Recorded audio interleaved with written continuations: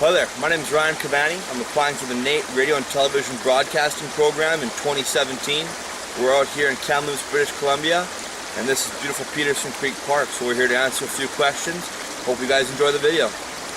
The first question is, what inspired you to want to become a broadcaster and get into the broadcasting program, the broadcasting industry? And for me, I'm a very high energy guy. I enjoy that sort of busyness of the newscasting workplace, the broadcasting workplace. I also enjoy telling stories, and I think newscasters are some of the best storytellers out there. I'm a big history fan. Newscasters are reporting on history live as it happens. It's really, really cool that you get to report on groundbreaking events as they're happening, things that will go down in the history books. The second question is, what is a typical day like for somebody in the broadcasting industry? So whether it's radio or television, the reporter will show up to work, they'll be briefed on the day's stories, the lead story, what's going to lead off the news, get the viewership and the listenership hooked in so they continue to watch. And then they'll have time to edit the overall flow of the news stories as they're going to come up.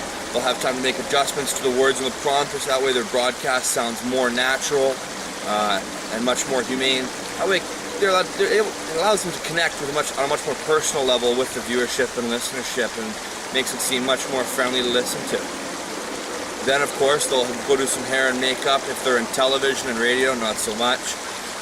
On television, do hair and makeup, get themselves looking professional, looking ready to go, and then they'll have time to report the news. So afterwards, they'll have some post-production which they can look at.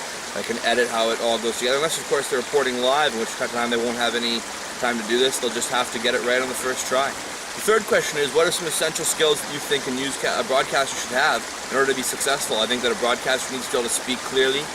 They can't get flustered easily, so if you have an equipment malfunction, a lighting issue, something like that, they have to be able to continue to report on the stories. They have to be able to adapt to conditions on the fly, changing stories, with updated developments, new breaking stories that are coming in. So they have to be on their toes and be able, and really, I think the most important skill is be able to have a connection with people who are tuning into the broadcast, to keep people, one, not only interested, but keep them informed as well. Some of the skills that I think would help me in the broadcasting industry is I'm a clear speaker. I'm a very sharp guy. I'm a very factual guy. I like to know the facts and nothing but the facts. That's what I want to hear about. I'm able to connect with people. I'm a humorous guy.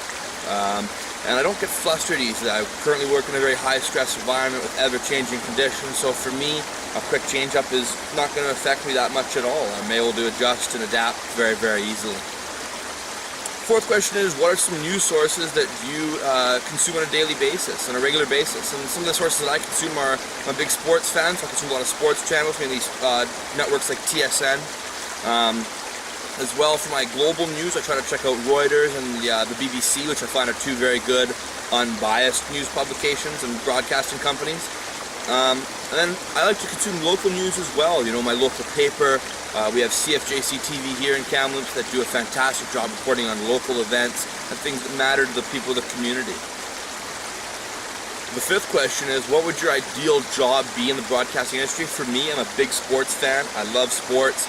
I'd really, really like to be in a station like TSN or Sportsnet, you know, keeping people up to date on the scores, the highlights, injury updates, stuff like that I find people are really, really interested in. I think I'd be good at this. I got a keen mind for the statistics and the ebbs and flows of sports and how the marketplace of sports works, and I have a good understanding of the business of sports as well, contracts and revenues and stuff like that for teams, and how that money affects all aspects of the community and how it affects the team and their outlook for the future. The sixth and final question is, what do you expect your starting salary to be in this field? For me, after I did some research, I found that it was to be about $25,000 to $40,000, so I'd expect something anywhere in that range. Of course, you don't just start off as Anderson Cooper on CNN raking in tons of cash. You have to earn your stripes as a field reporter, out there in the field collecting stories, doing some investigative work like that, and I think that part is really, really cool. I like to start anywhere that I'm at. I like to start at the ground up, learn my way through the business. I think that'll, that helps give anchors an overall edge. If they're good at being a field reporter, they'll have an edge when it comes back to the newsroom. However, though, we have seen a trend in salaries that show, it's a negative trend. It shows salaries decreasing over time. This is, of course, can be attributed to a variety of factors. I think mainly, one, people are consuming outside media sources. There's so much news available on the internet nowadays, and pretty much people nowadays can find any news source that really agrees with their opinions, and that's what they like to consume. Me, I'm more of a facts-based guy. I go for, again, the Reuters and news agency and the BBC because I find they're less biased and more factual.